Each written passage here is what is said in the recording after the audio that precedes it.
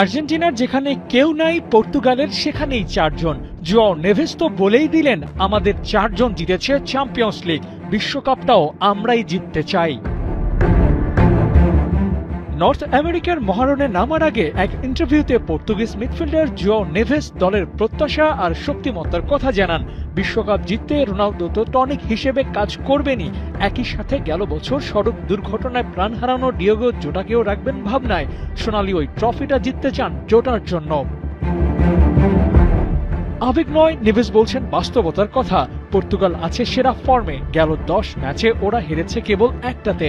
এই পর্তুগাল যে ভয়ঙ্কর, সেই বার্তাটা নেভেস স্পষ্ট করেই দিয়েছেন। আমাদের লক্ষ্য বিশ্বকাপ শিরোপা নিয়ে বাড়ি ফেরা, আমরা জানি আমাদের সেই যোগ্যতা আছে। রোনালদোর পর্তুগাল শিরোপা জেতার লড়াইয়ে বাকিদের থেকে ঠিক কোথায় এগিয়ে আছে?